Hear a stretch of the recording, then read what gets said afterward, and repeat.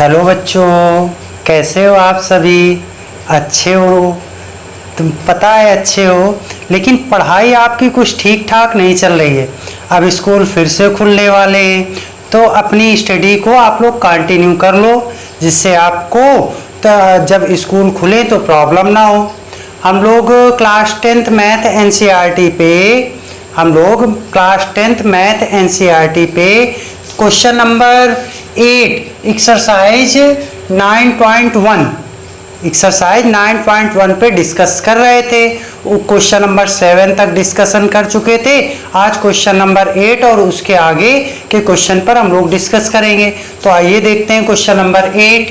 Question number 8 है, बड़े आराम से आपको पॉलिटली बहुत धीरे धीरे क्वेश्चन पढ़ना है। इन क्वेश्चंस पे देखो क्वेश्चन कितना बड़ा है, फिर भी मैं उसको नोट कर रहा हूं ताकि आपको मैं अच्छे से समझा सकूं।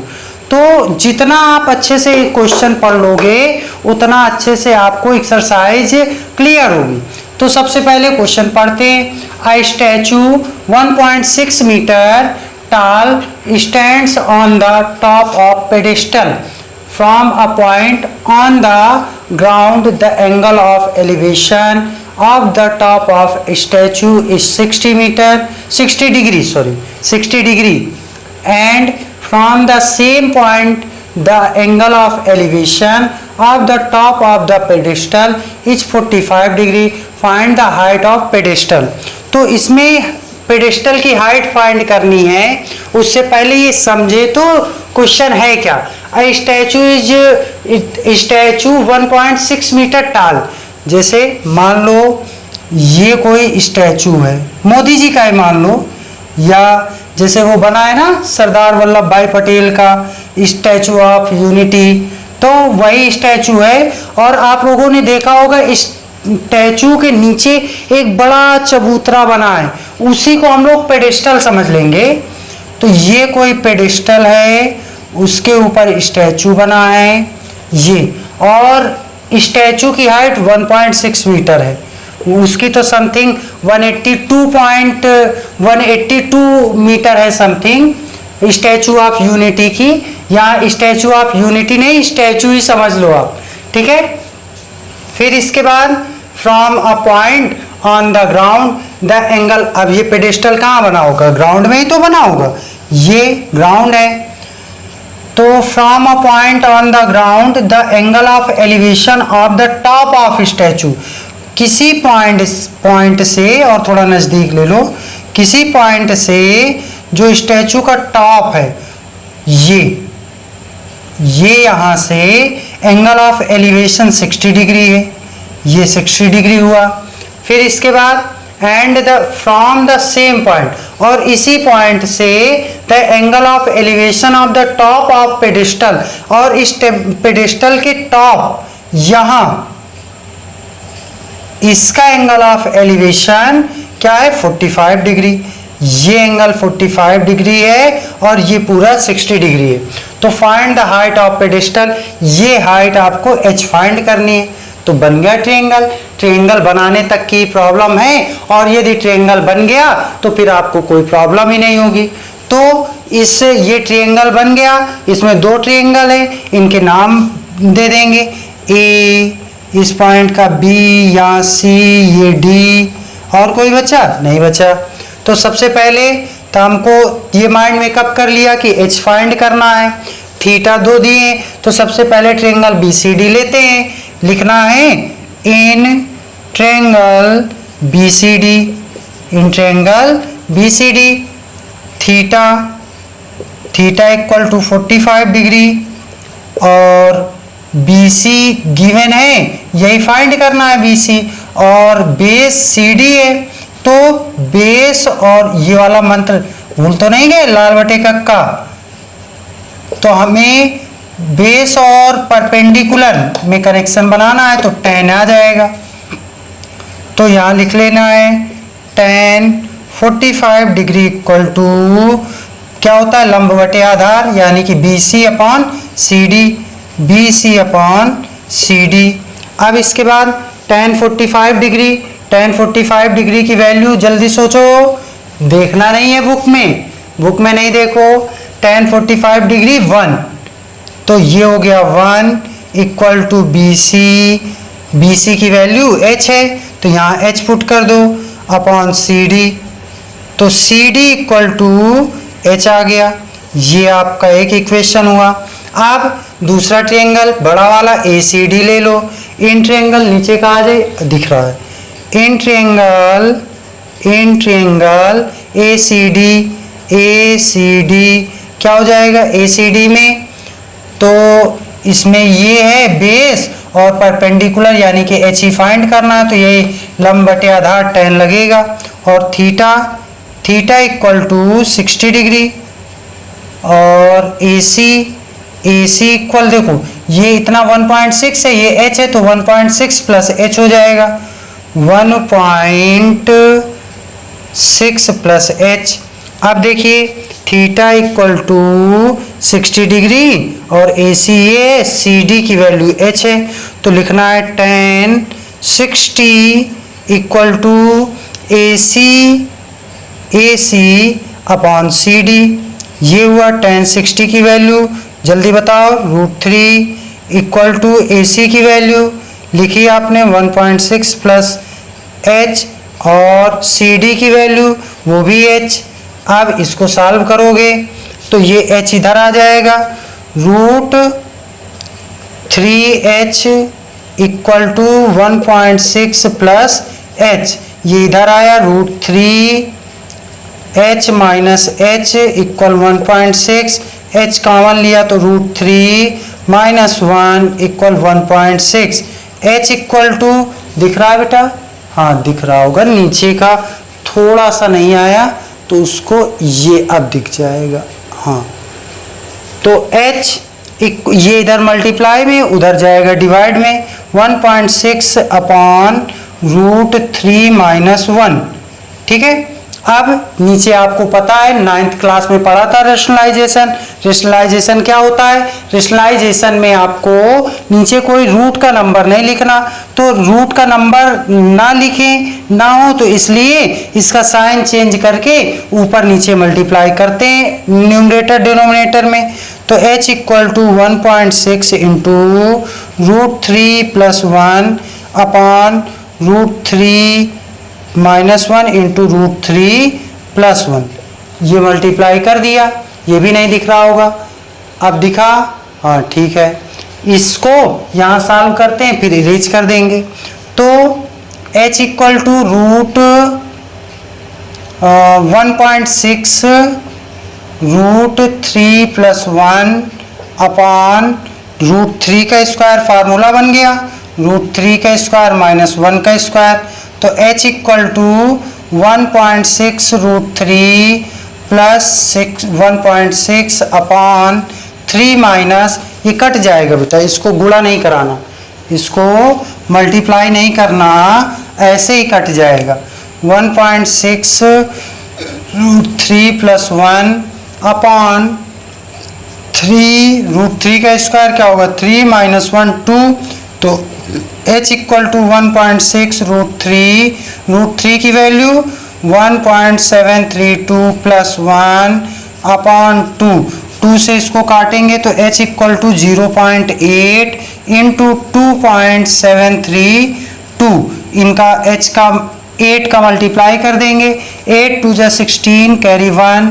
8 3 जा 24 5 कैरी 2, 8 7 जा 56 और 8 कैरी 56 बाद 5 और 8 2 जा 16 21, तो 3 1 4 1 2 3 4 2.1856 मीटर, इसको आप 2.2 मीटर भी लिख सकते हो, नोट कर लो इसको। आंसर समथिंग आपका यहीं से आ जाएगा 0.8 और यहाँ √3 प्लस 1, तो ये भी लिख दोगे तो कोई प्रॉब्लम नहीं है। अब देखिए क्वेश्चन नंबर 9 पढ़िए, मैं यहाँ जगह बना दूँ सॉल्व करने के लिए। क्वेश्चन नंबर 9 में क्या है, angle of elevation of the top of a building from the foot of the tower is 30 and the, इसमें दो फिगर है, एक बिल्डिंग का और एक टावर का। तो अब ये कंफ्यूजन आता है कि बिल्डिंग बड़ी है कि टावर बड़ा है। इसमें सबसे पहले आपको क्या देखना है, बिल्डिंग बड़ी है कि टावर। तो जैसे ये मान लिया टावर को ही बड़ा मान लें और ये बिल्डिंग हो गई, थोड़ा छोटा कर लीजिए। तो the angle of elevation of the top of building, ये आपने मान ली बिल्डिंग, देखा होगा ना बिल्डिंग से बड़े ही टावर होते हैं, और ये हुआ टावर, टावर ये हो गया। अब angle of elevation of the top of a building from the foot of the tower is 30 degree. Top of the building, foot of the tower, ये टावर का फुट और ये टॉप ऑफ द बिल्डिंग कितना हुआ, 30 degree. ये दोनों base पे होंगे कहीं जमीन पर, 30 degree. And the angle of elevation of the top of the tower from the foot of the building, top of the tower और फुट ऑफ द बिल्डिंग ये कितना है, 60 degree. If the tower is 50 metre, ये 50 metre है। ये find the height of the building, तो नाम दे दो ए बी सी डी, आपको हाइट फाइंड करनी है। तो देखो जब ट्रायंगल ए बी सी लेंगे तो ये 50 डिग्री है और बेस हमें फाइंड करना है, बेस फाइंड कर लेंगे। बेस फाइंड हो जाएगा तो यही बेस इस ट्रायंगल में काम आएगा और इससे हाइट फाइंड हो जाएगी।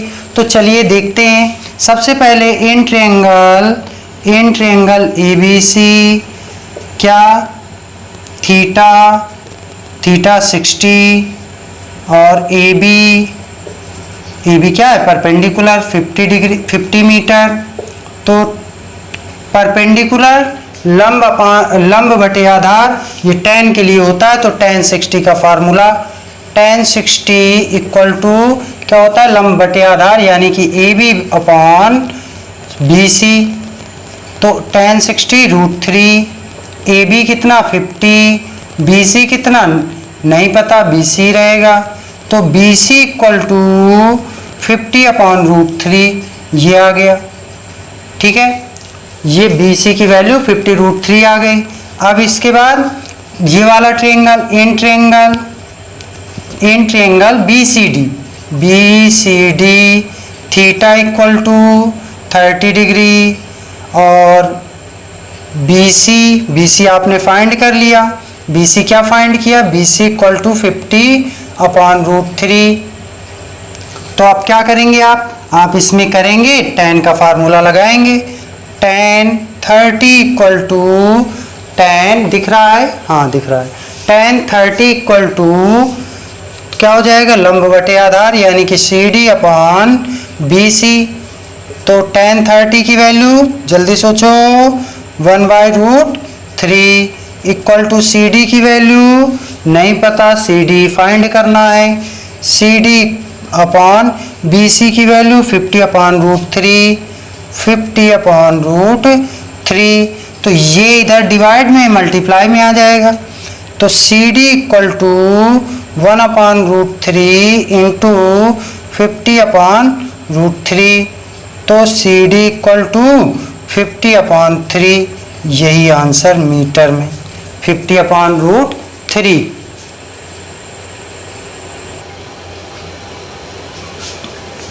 आइए देखते हैं question number 10। Two poles of equal height are standing opposite to each other on either side of the road. एक रोड है, उसके अपोजिट साइड पर दो पोल हैं और वो भी इक्वल साइड के। जैसे ये कोई रोड है, देखिए जैसे ये कोई रोड है, इस और रोड की विड्थ दी है 80 मीटर और इसके अपोजिट साइड पर दो इक्वल पोल हैं ये। अब इसके बाद from a point between them, यहाँ कोई बीच में कोई एक पॉइंट है। The angle of elevation of the top of the poles are 60 and 30। एक पोल पे एंगल ऑफ एलिवेशन 60 है और एक पर 30, ये ठीक है। आगे find the height of the poles and the distance of the point from the poles. ये कह रहा है कि ये आपको फाइंड करना है दोनों पोल की हाइट और ये पॉइंट की डिस्टेंस दोनों पोल से। तो दो ट्रायंगल बन गए ए बी सी डी ई, ठीक है। तो अगर सपोज दैट इसको हम x मान लें, ये BC डिस्टेंस, तो CD क्या हो जाएगी 80 माइनस x हो जाएगी। बस इतना पर्याप्त है, हाइट दोनों की सेम है। तो सबसे पहले इन ट्रायंगल सॉल्यूशन SOLUTION आप लोग भी डाल लिया करो, ये बताना नहीं चाहिए जब आप लोग सॉल्व कर रहे हो। जैसे क्वेश्चन होता है कोई तो उसका हम लोग आंसर देते हैं, और जब कोई तो प्रॉब्लम सॉल्व करते हैं तो उसका सॉल्यूशन देते हैं। तो सॉल्व करने के पहले सॉल्यूशन डाल लेना है, और जैसे मैं फिगर बना रहा हूँ, जैसे मैं सॉल्व कर रहा हूँ, आपको वैसे ही सॉल्व करना है। तो सबसे पहले लिख लेना है किस ट्रायंगल की बात कर रहे हैं, in triangle A B C. तो ट्रायंगल ए बी सी में थीटा क्या है, चीटा नहीं, थीटा क्या है 30 डिग्री। और ए बी जो कि हाइट है वो h है, और बी सी बेस है x है। तो फिलहाल इतना हमको h फाइंड करना, बेस x दिया है तो वही फार्मूला लाल बटे कक्का SCT, S मतलब साइन, C मतलब कॉस, T मतलब टेन। तो टेन यूज करेंगे क्योंकि लंब और आधार का काम है। 30 tan 30 equal to AB upon BC, tan 30 AB upon BC यानी कि लंब बटे आधार। tan 30 की वैल्यू 1/√3, AB की वैल्यू h, BC की वैल्यू x, ठीक है। मेनली आपको x और h की वैल्यू फाइंड करनी है। तो ये x इधर आ जाएगा, x upon √3 equal to h की वैल्यू क्या आ गई x अपॉन √3। अगर अब x की वैल्यू आ जाए तो h ऑटोमेटिक आ जाएगा। फिर कौन सा ट्रायंगल CDE, यहाँ लिख लूँ in triangle CDE theta equal to 60 degree, theta equal 60, और बेस और हाइट इसमें भी है। तो क्या करना है, लिखना है tan 60 equal to ED upon CD, tan 60 की वैल्यू √3, ED की वैल्यू h, और h की वैल्यू यहाँ पहले h लिखो और CD 80 माइनस x, ठीक है। तो ये इधर आ गया √3 80 माइनस x, और h के प्लेस पर x अपॉन √3 रख दिया। ये भाई ये 80 माइनस x इधर आ गया और h बचा या h की जगह पर x अपॉन √3 ये वाला रखा। अब इसका मल्टीप्लाई इधर किया, इसका मल्टीप्लाई इधर किया, तो √3 इंटू √3 3, और 3 का मल्टीप्लाई 80 और x में करेंगे इक्वल टू x। तो 3 8 जा 24 240 minus 3x equal to x। ये 3x उधर गया प्लस में, 240 दिख रहा है बच्चों, दिख रहा होगा। 240 equal to x plus 3x। अब इसके आगे का यहाँ देख लो, इसको फिर अभी साफ कर लेंगे। तो 240 इक्वल टू 4x, और 4 से कट हो गया तो 60। x की वैल्यू क्या आ गई 60, x की वैल्यू 60 आ गई। तो h क्या हो जाएगा, h इक्वल टू 60 अपॉन √3, यानी कि √3 से ऊपर नीचे मल्टीप्लाई, तो 60 √3 अपॉन 3 से इसको कट कर दिया तो 20 √3 आ गई h की वैल्यू मीटर में।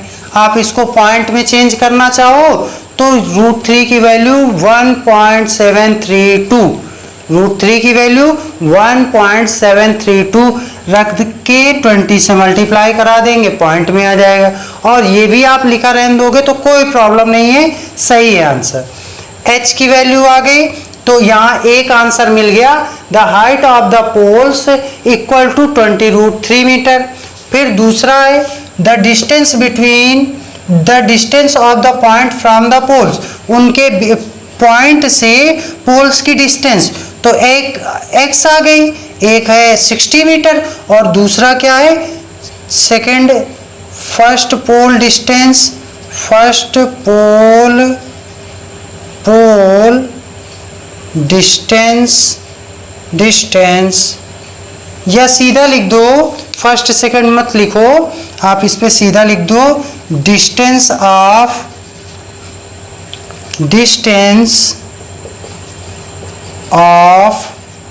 पोल फ्रॉम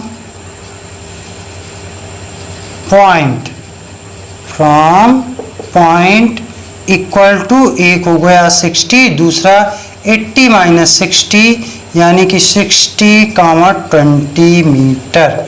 और height of the poles equal to 20√3, यही आंसर हो गया।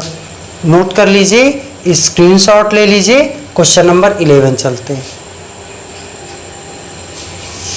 Question number 11, a TV tower stands vertically. तो इस क्वेश्चन में सबसे आपके लिए हेल्पफुल बात क्या है, फिगर दिया है। और बच्चों इसमें आपको आप देख पा रहे होंगे कि क्वेश्चंस का सॉल्यूशन छोटा है, क्वेश्चंस की थ्योरी के अकॉर्डिंग सॉल्यूशन छोटा है। कब, जब आप फिगर बना लें। अगर फिगर आप बना पाते हैं तो क्वेश्चन बहुत इजी है, नहीं बना पाते तो आपके लिए क्वेश्चन सबसे डिफिकल्ट है। तो पूरा माइंड मेकअप आपको फिगर को समझने में देना है, आपको अपना पूरा माइंड सेटअप करना है क्वेश्चन पढ़ के फिगर बनाने में। अगर आपने फिगर बनाया तो क्वेश्चन इजी, नहीं बना पाए तो क्वेश्चन डिफिकल्ट। अब इसमें बुक में कोई फिगर तो दिया है लेकिन हो सकता है एग्जाम में ना दे, इसलिए इसकी भी प्रैक्टिस आप करो। अब इसको थोड़ा सा मैं वर्बली समझा दे रहा हूँ, है बहुत इजी सा क्वेश्चन और इसको आपको अपने से करना है। डू योरसेल्फ फार्मूला लगाकर आपको इसको करना है और जहां प्रॉब्लम आए बताना है। देखिए, TV tower stands vertically on a bank of a canal from a point on the other bank directly opposite the tower, the angle of elevation of the top of tower is 60। ये tower है, book में figure थोड़ा clear बना है। ये जो AB है ये टावर है, आपको height of the tower find करना है एंड विड्थ ऑफ कैनाल, ये आपको BC की डिस्टेंस फाइंड करनी है और AB फाइंड करना है। थीटा दिया हुआ है, जैसे ये वाला क्वेश्चन फाइंड किया था, इसमें एक डिस्टेंस दी है ना, वैसे ही सेम आपको इस फिगर पे काम करना है। नहीं आए तो आप कमेंट करिए, मैं आपको नेक्स्ट जब वीडियो बनाऊंगा, नेक्स्ट लेक्चर रिकॉर्ड करूंगा तो उसमें उसका सलूशन जरूर प्रोवाइड